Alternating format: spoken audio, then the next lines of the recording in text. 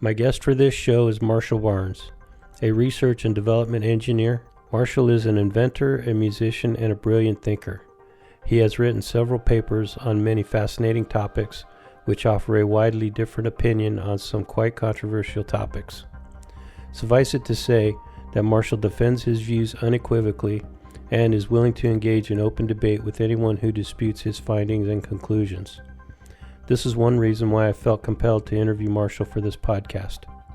Also, I find Marshall's work highly relevant to the topic of this podcast.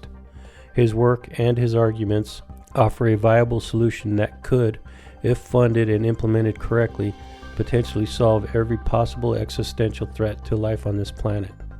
His solution: time travel to the past. I realize this idea seems quite radical and potentially even ludicrous, but I urge you to hear his argument before passing judgment. During our conversation, Marshall and I discussed his hypothesis in great detail. He argues that escaping the Earth to go into space is a huge waste of time, money, and resources. He believes his solution to be far more economical and potentially more viable. Specifically, he proposes to send groups of human settlements back in time to the year 12K B4, or 12,000 years ago, roughly 10,000 BC, which is around the end of the last ice age. Unfortunately, the interview didn't go quite as planned and we experienced some technical difficulties right at the beginning. This resulted in a less than ideal audio quality and required parts of the interview to be omitted from the episode. I mention this because I don't want you to expect crystal clear audio and then 2 minutes in get frustrated. So please be patient, listen with an open mind, and try to enjoy the show as much as I enjoyed creating it for you. Thanks for listening.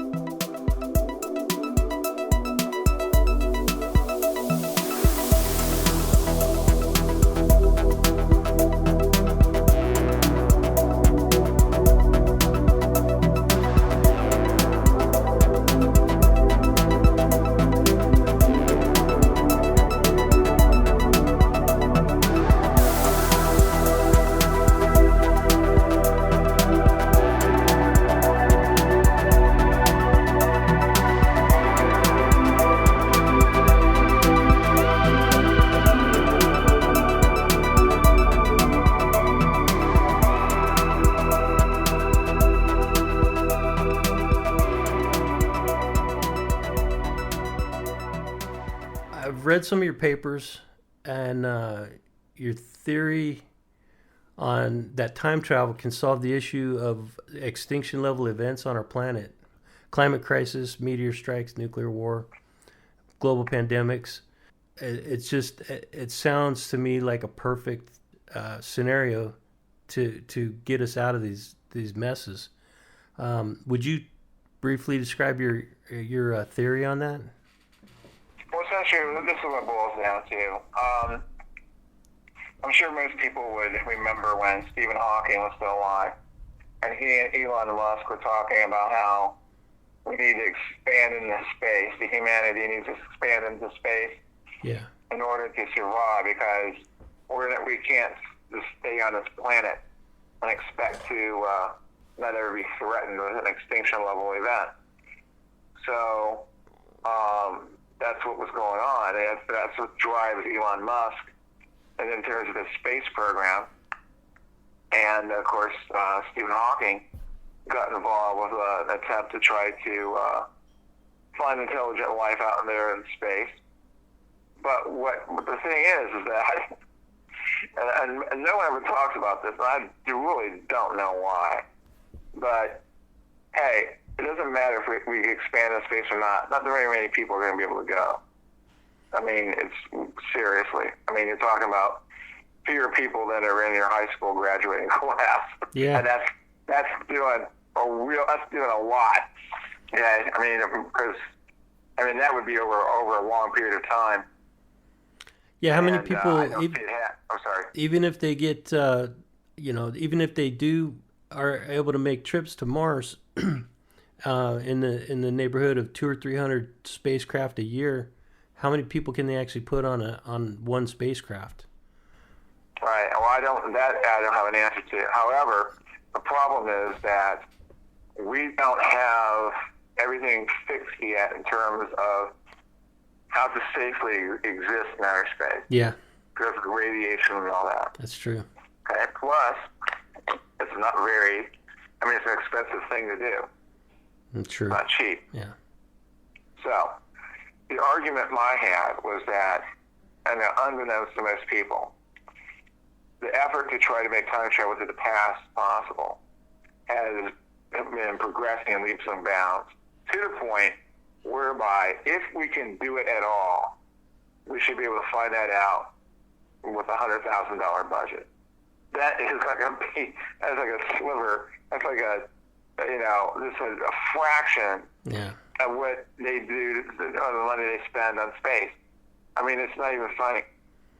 No, absolutely. It's a micro fraction of what they're spending to just send satellites into outer space. Exactly. Because that's millions of dollars when they do it every time. Yep. So $100,000, we could find out ultimately whether we could do time travel to the past.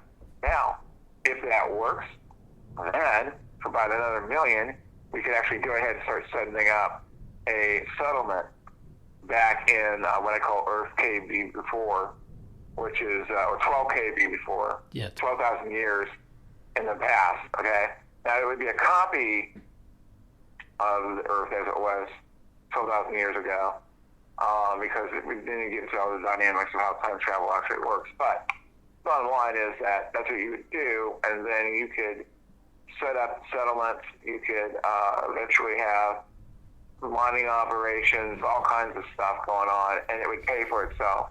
And then it would actually make money. Like, I mean, the amount of money you could make if you could put something like that together, and the amount of people you could save, it's incredible. Right. I mean, it's not even funny. And so it makes the whole idea, the whole notion of going to space, an expensive, kind of a half-cocked idea. Because why? I mean, you go to the past, the oxygen's there to breathe. You don't have to worry about all those survival kind of things. And you would be the dominant, race there. The 21st century humans would show up and set stuff up and just take it from there. And be able to determine what kind of what the environment's actually like, what the water's like, all that kind of stuff. We would need people, particularly with what's going on now, try to get a handle on what kind of diseases we might have to watch out for, because we wouldn't have the immunity for them because we weren't around then. Yeah. It could be something odd. Who knows? I mean, even as the polar ice caps are melting, they're worried about certain viruses and stuff like that coming, out of being dormant and being a threat. Yeah. So we have to take these things into consideration. But overall, it's about a situation where you could do this and it would be a huge payoff. Incredible. Definitely. And not only that, if the right people find out about it, particularly in the environment where we have now, $100,000 is like a couple of, guys in Hollywood or Silicon Valley, playing poker, $10,000 a pop. I mean, it's like, it's nothing. True. It works because we already know how to try to attempt to do this, and it has nothing to do with the theory of relativity. So anybody wants to pony up with these ideas about, well, where are you going to get the tremendous energy from and all this other kind of stuff? It's like, hey man, you're in the wrong game. Well, they're all no-go solutions, and that's the truth. So, and particularly, I mean, I haven't actually been in a position to do this, but I'm certainly prepared. And as some astrophysicist comes along and says, well, you can only do time travel to the past if you get some of the black hole. I was like, no, just stop, because the closest black hole is 1,600 light years from here. Right. And no one's going to make it. Yeah. So it's a no-go solution. It's not what you do if you think you got a gun to your head and you better make it happen. The thing about it is that the answers to time travel are not found in the theories of general relativity. Neither one of them, because they don't add up. The closest black hole is 1,600 light years away. No one's paying for that mission. and no one's paying for the fuel that's going to take you to try to reach toward the speed of light of a rocket. On top of that, there's no solid opinion on what happens if you were to go faster than the speed of light. Some physicists say that is a misinterpretation of what those equations actually say in terms of doing that, and because the idea is that if you go faster than the speed of light, then you go back in time. I actually have one thought on that. I don't disagree with you, but there is a theory that you can fold time and space using gravity or electromagnetic pulse. Have you heard of that? I actually have the technology. We already do it. Okay. But we're not folding. The description isn't that we're folding. The description is that we're contracting. We've got this online with a car. All right. I tried to find that. Yeah, I couldn't find that video. I was looking. Yeah, I was looking for that. The video is on the website for the company. It's techofinfinity.wordpress.com, and it's on the. I think it's not the about page, but it's the other one. It's not in the menu section. It's like in one of the front pages, but it's on there. And that's the video where you make the car go faster than it could normally. We have a radar sign. Yeah. We showed the speedometer, and we also showed the radar sign. Mm-hmm. And the radar sign, we have a professional VHS jog wheel counter. What that means is that you can move the videotape slowly back and forth with the controller and make it click frame by frame. Mm-hmm. So you have complete control frame by frame, so it's exact. So what we do is we set it up so that at the beginning of the test, the counter is zeroed out, and we run the test, and then we basically run it for like 13 seconds. Not 13 seconds, but 13, I don't know, I think it's a second. Okay. Well, anyway, we go back and we set it up, so we show how long it took it to go that distance from 0 to 13. Mm-hmm. And what happens then is that, and that's under normal circumstances, and you can see on the screen where it was. Now, in the complete video, which is not on there, we do another test from that same origination point, and we do it with the car going faster, but not with the field because of the field's on. Mm-hmm. And so just to show that the radar sign will catch it, the car tries to go faster under its own power. Okay. And it'll say, hey, you're going, instead of 25, you're going 26. So the thing is, to abbreviate everything, I left that out. Mm-hmm. And what the next segment you see is we're further down the street now. But we zero the counter again. I put a piece of black tape on the screen to show where, physically on that screen, where that end point is. And we back it up to 0, and then zero it out. To back it up, so it's 13 seconds, zeroed it out. And then we run it again. And this time, at the end of 13 seconds, the car has gone past the black tape mark that's on the screen. Mm-hmm. And the thing is, as you can see in the background, there's a school that's also now closer. And it's like, we certainly didn't move this 3-story brick building, to try to fool anybody. But I mean, it's obvious that in 13 seconds elapsed time, the car went farther mm-hmm. than it did with the field on than it did with the field off. So, and there's no way that could happen unless the field was actually contracting space as the car was going down the street. So, and, is this a device that you attached to the car, or is it a modification to the engine somehow?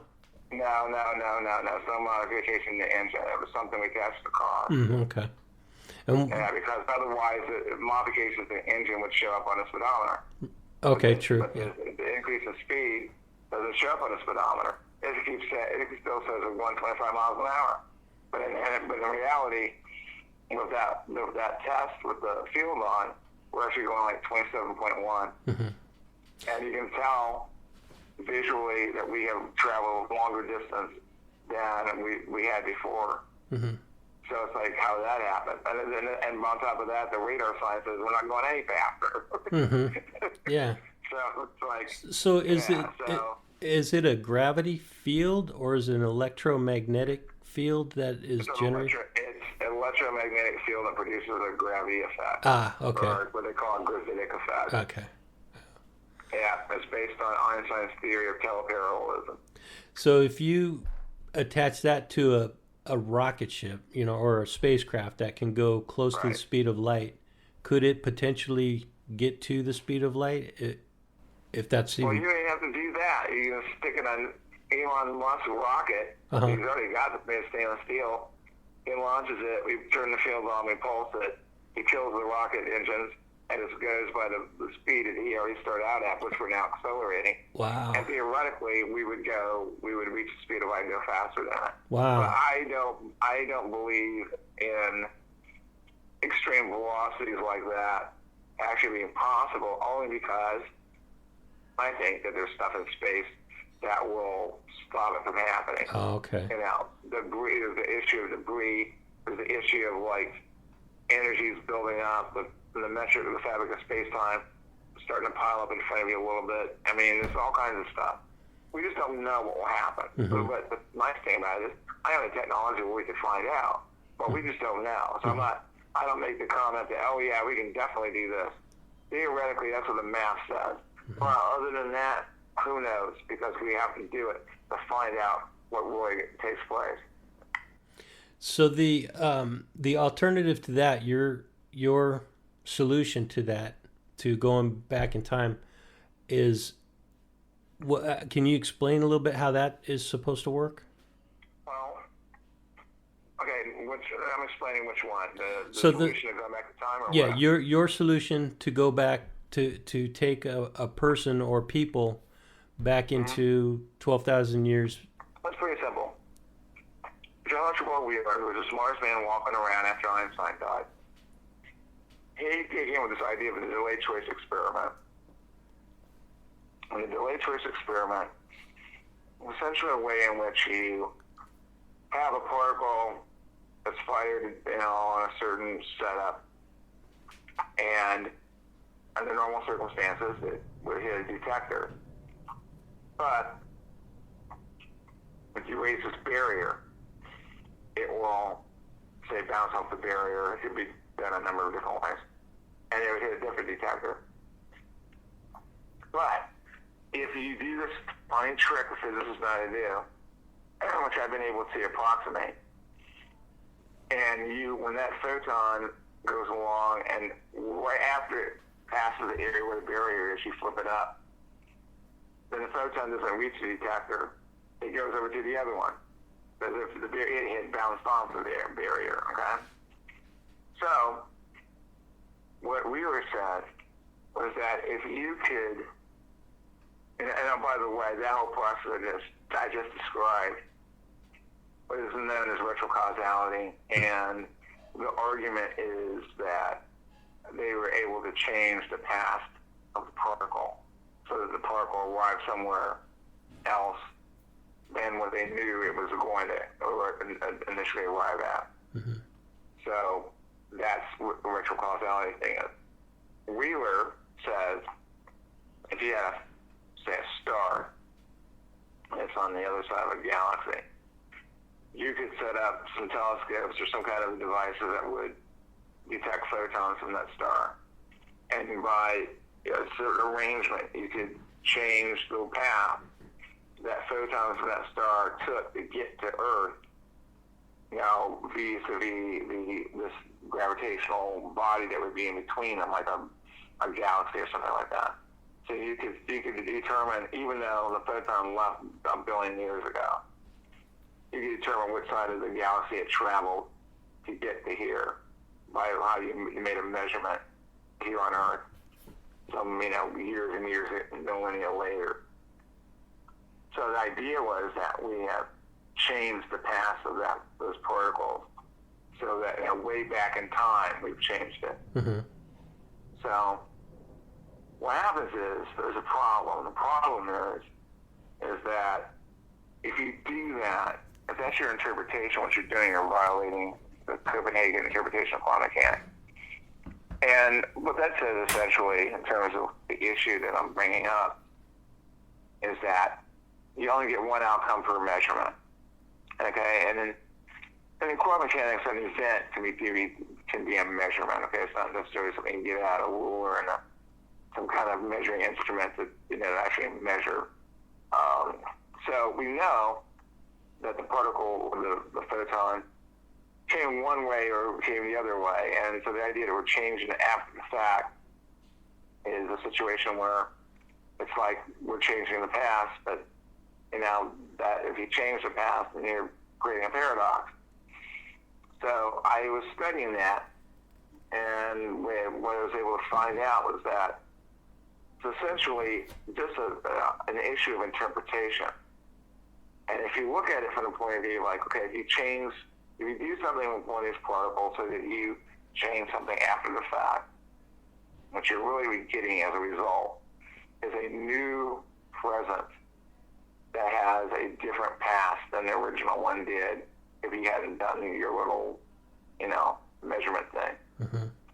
So keeping that in mind, we apply that thinking to the example in the galactic delayed choice experiment.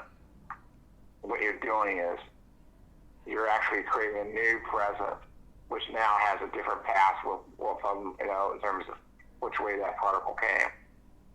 So with that in mind, the only thing you have to do is figure out how to do something now that will create a kind of like a switcheroo, if you would, Mm-hmm. so that your now is a copy of the past. All right? Right. Okay. You do that, that's time travel. So are you saying that we're not actually moving through space, but you're just changing time? So All right, and I'll just give you the easy interpretation, all right?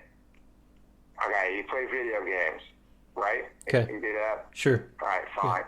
Pac-Man is a video game where you're being chased. Your little Pac-Man is being chased by these other things that are trying to gobble him up.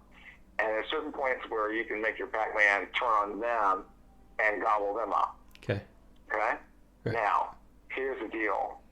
Within the construct of that game, those little characters that are trying to gobble him up, they don't even know he's there. They don't know anything. Mm-hmm. Because all they are the emanations of this software program.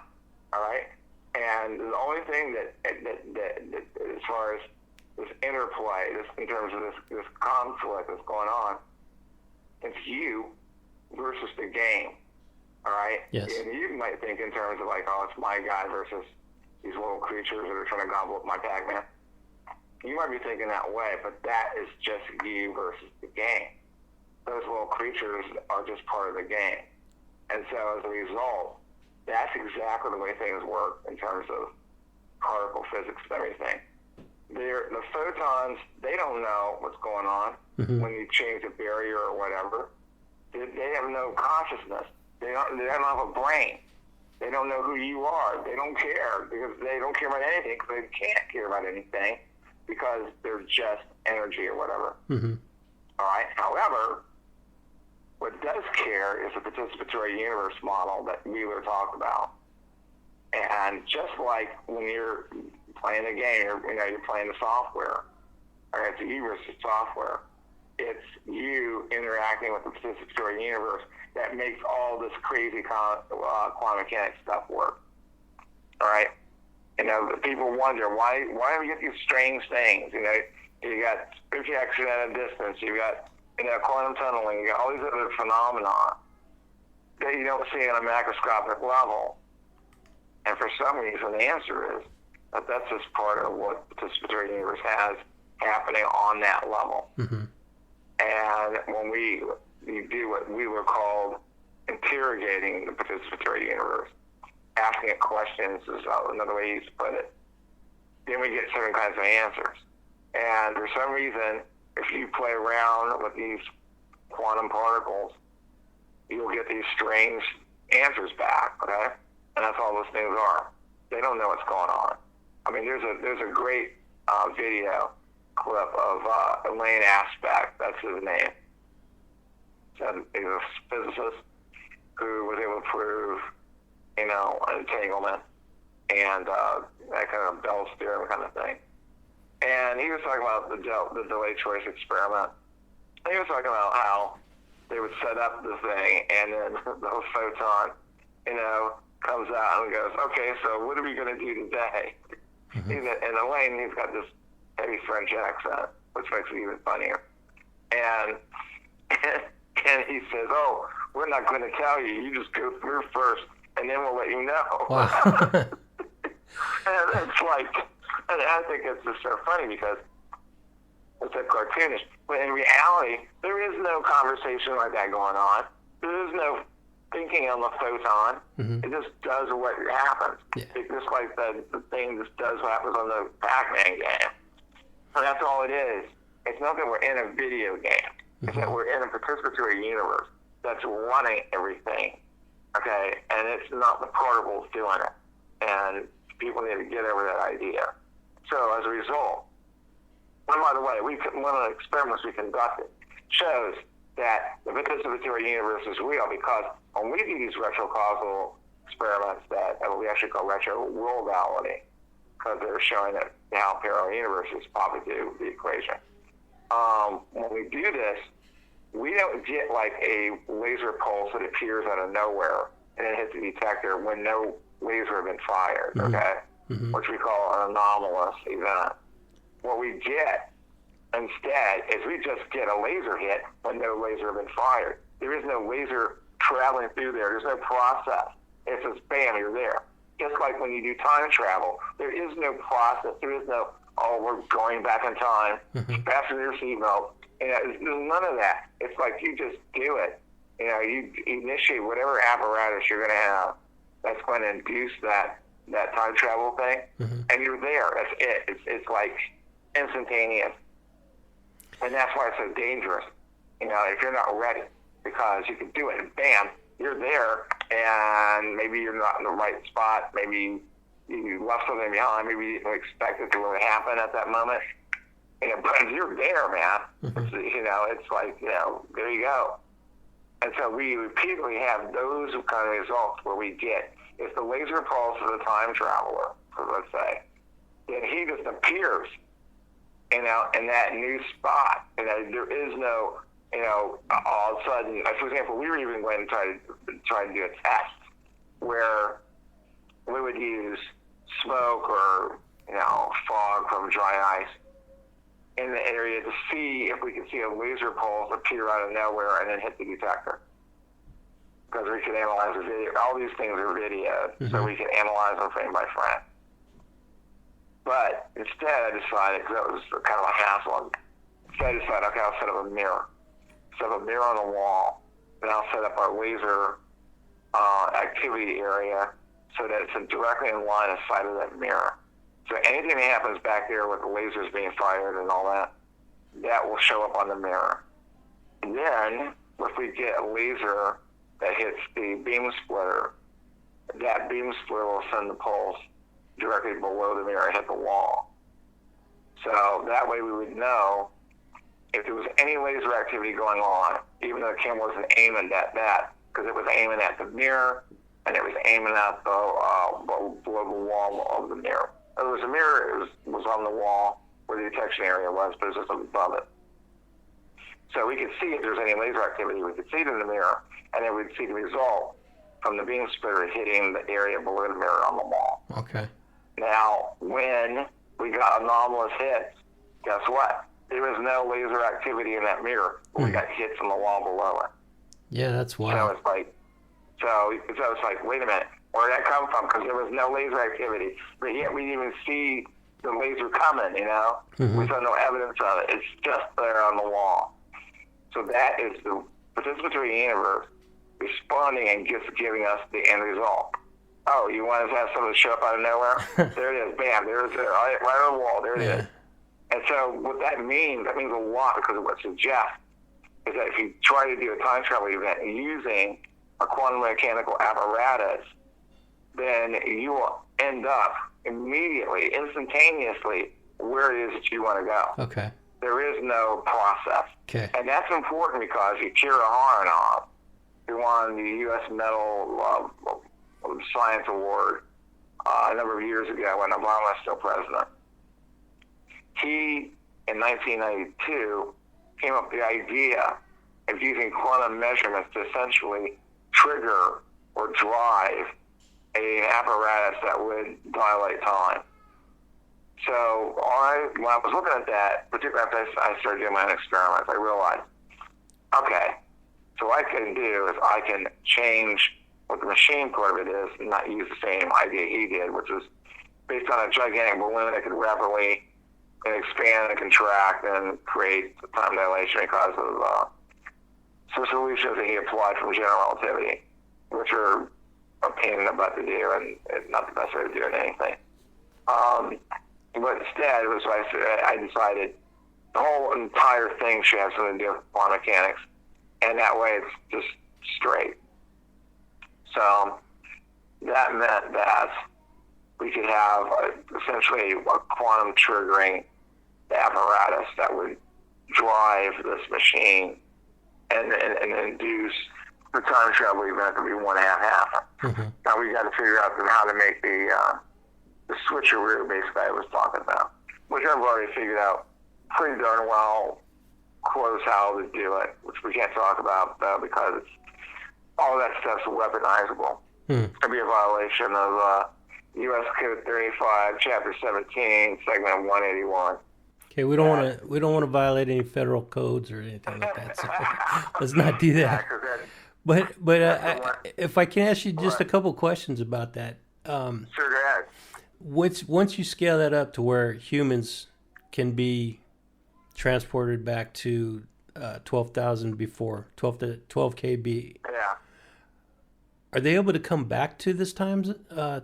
Well, it depends on how you set it up. That's all an engineering problem. That's all it is. Okay. It depends on how you set it up, and that gets into complex technological approaches to like how you want to do this. Do you want to use a stable wormhole? Okay. And then after you figure out how to stabilize it, which I have a pretty good idea how to do that. But will it work? Can we influence where that wormhole is going to open up? Can we standardize means whereby just quantum mechanically that every time we turn the machine on, we're going to get that exact same version of the path that we want. You know what I mean? Yeah. That's why it costs more money. I mean, I don't think it would cost, I don't know, I think it would probably solve the rest of the time travel thing for like another $10,000. Mm-hmm. But in terms of doing it on a large scale, that's why you need more money. That's why you need like around 100,000. Okay.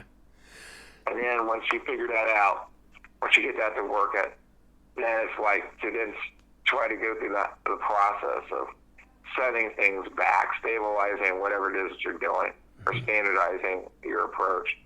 That's when it would be more expensive. But then what the heck? I mean, you could, once you get it stabilized, you can send somebody back and start, getting gold from anywhere in the world you want, because no one's going to be there to stop you. And it's not going to affect wherever. For example, China has land that has lots of very important minerals on it. Mm-hmm.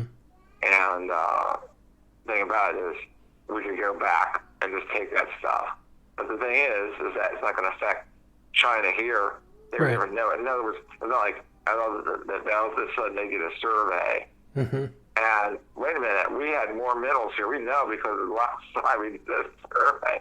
Where's our, and I forget what they call those minerals that they're used in a lot of electronics and that kind of stuff. Rare earth minerals, I think, of China, not the same one. Yeah. So it's a completely different timeline, and you're not affecting anything in this timeline at all. Exactly. Yeah, exactly. I love that theory or that analysis that you made with the Avengers movie, the way they they explained it, because that was such a perfect way of explaining it. Just it's basically a multi-universe theory, right?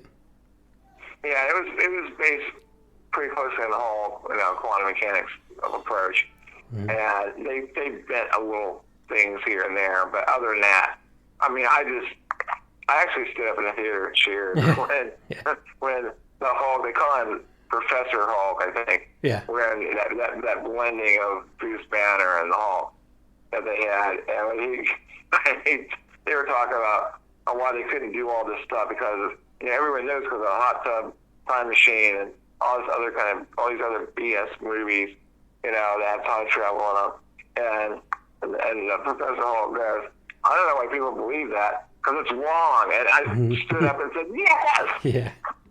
I literally stood up in the seat, but I actually stood up and did that because I'm so sick and tired of all this BS that these sci-fi writers are too lazy to even sit back and crack open a book and figure out how time travel might really work. Yeah. And instead of just cranking all this crap, and it just makes you want to projectile vomit after a while. And just have Professor Hulk actually say, I don't know why you believe it because it's wrong.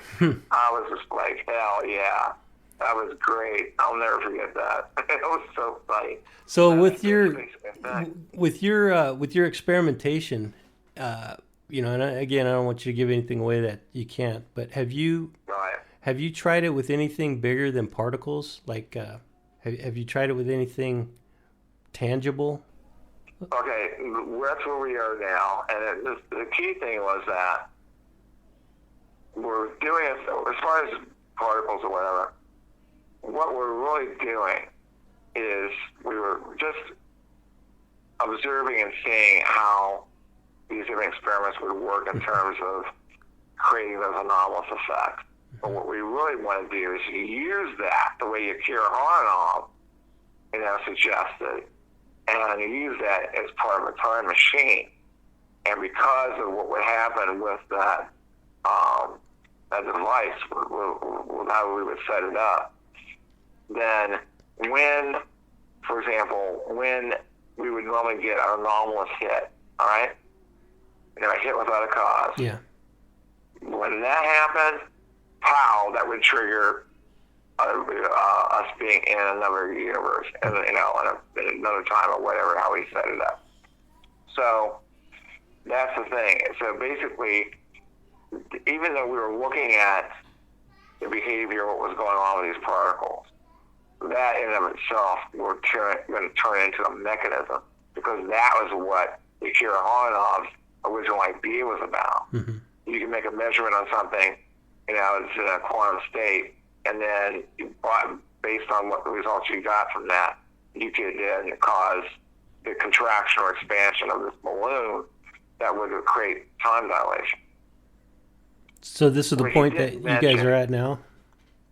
I'm sorry? Is this the point that you guys are at now? Yeah, well, where we are is on the goal line, whereby all we have to do is to determine which of the different options that we've identified could work as, a time travel mechanism.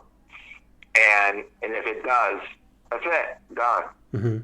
We know what to do to try to make it happen. We just have to make it happen. It's like basically having a safe with a lock, okay? Yeah. And all you need is somebody who knows how to basically, crack the safe. Okay. And that's essentially where we are. And as soon as the minute we do that and crack the safe, bam, the doors pops open. Game over. And so the biggest barrier that you're faced with right now, is it a time issue? Like, do you need more time to figure out the problem, or is it a money issue? It's at this point, this in terms of trying to do time travel at all. So not even talking about trying to send a whole bunch of people. Mm-hmm. Just try to do time travel at all. It boils down to a time thing, but time is money. You know what I mean? Yeah, sure. And right now, see, at this All-Con event where I'm at in Addison, Texas, I've announced what I call Operation COVID-19. Okay. And it's the 12 monkeys and midnight scenario. Yeah. And what that I'm saying is, what that means is that we're now going to increase and escalate our efforts to try to get this to happen, because we don't know what's going on with this COVID-19 thing, the coronavirus. Mm-hmm. So it's like the movie 12 Monkeys. You know, in that movie, a virus happens that kills a whole bunch of people and drives them underground, and they don't know what caused it. So they send these, forced volunteers back in time, you know. And the funny thing about it is the people sending them back in time don't quite know what they're doing. What ended up happening was that they were sending people through a long time by mistake. Yeah. Like Bruce Willis ends up in World War I Yeah. along with another guy, okay? So the thing is that what they're doing now was legit in that they send them back in time to try to find what the cause of the virus was so they can return to the future they came from, give them the solution, and then fix it in the future. Yeah. The part of the movie that was screwed up was Bruce Willis, the fact that he had this dream where he'd seen this scenario happen before at the airport. And so it gives you the impression that, you know, it's already happened before, and it's like it's some kind of a loop or something. Yeah. Which, from a time travel physics point of view, doesn't really add up. Even though people might try to make it, it doesn't. So that's one thing about the film I didn't like. But other than that, I thought it was great. Other than that, we're almost in an equation of that whole scenario right now. Yeah. Instead of like trying to find the cause of the virus, so we can stop it. And in order to do that, we use time travel. We know what causes this virus. We're trying to use time travel. Like, get the heck out of here. Don't forget it. Yeah. You know? That's not the only problem that we're faced with. We've got, like I said earlier, we've got climate change, the threat of meteor strikes, nuclear war, is always on the table for existential threats. So if we could get out of here and dial back the time to 12,000, and is it 12,000 BC or 12,000 years ago? 12,000 years ago. Okay, so 10,000 BC, about the end of the last ice age, right? Exactly. Okay. Yeah. Exactly. Very interesting there stuff. were people around back then. And Becky Tepley was built sometime around that time period. Yeah, there's a couple of other civilizations too, and then Dr. Schock, he believes that the pyramids were built around that time as well. There's a lot of stuff that was built by humans around that time ago. Now, okay, so if when we're able to dial back that time and we start setting up settlements back in that 12 KB, Right. now is that are we going to experience humans on Earth at that time as well? Depends on where you show up. And see, this is where the geologists and the historians and archaeologists come in. They can decide wherever they want to show up. You know what I'm saying? Yeah. And it's not even something I want to do. I really have no interest in going to that time period. I want to get 1971. That was my full intention. I got other people that are actually funding me that want to go to other time periods. But wow, this whole thing about going back 12,000 years was my solution for everybody else that was like bugging me, causing this Noah syndrome. Like, oh, take me too. Right. Like, give me a break. So basically what I did was I formulated a plan whereby it would be possible for governments or philanthropists or whatever that wanted to do something like this. Because it's cheap anyway. I mean, what the heck? Elon Musk could pay for it. Yeah. That was lunch money. But, I mean, if it works, pow. Yeah. I mean, that's an ego thing. I mean, it's like if it works, some billionaire could go, wow, I can take credit for saving humanity. True, yeah. So I was like, yeah, fine, go ahead, take the credit, I don't care. But the thing about it is that it's doable. It's so doable, it's frightening because I've seen some of the side effect things that happen from this research that are weird. And I think that the the source of some of these weird things that manifest themselves is the participatory universe. But what happens, and that you'll hear this from other sources doing other kinds of things that might be similar one way or the other. What happens is that as you start messing around with some of these esoteric things, you'll start to see things that were synchronistic in nature. Yes. Things that are like things that you already know about. Right. They'll start popping up that, will basically just blow you away. I mean, I've seen stuff like that today at this event where I'm at right now. It's unreal. And it's a fact. I've heard there's account after account after account of people, for example, that they're doing certain kinds of research that will start to see these synchronicities start to pop up. And I even had Fred Allen Wolf, who appears in the motion picture What the Bleep Do We Know, who was a physicist. He was one of the quote-unquote hippies that saved physics. He was my mentor as far as terms of when quantum mechanics is concerned, with some of the more interesting aspects of it. And we met because I was doing things in a certain area, not for a scientific reason, but just more from an artistic point of view. But we started having these synchronicities pop up. Mm-hmm. And I met him, and he saw the evidence for what was going on. Because there was no arguing about it. I mean, I had multiple witnesses, we had physical evidence, whatever. So he says, okay, this is basically what could be happening. He says, you're a receiver. You're tuning into something that's real. And as you tune into it, and people start to hang out with you and resonate with you, and things are like those kind of things are going to start manifesting around you. Okay, that was a quote. I've seen it say it so many times I got it memorized. That's the quote. Mm-hmm. Now here's the situation.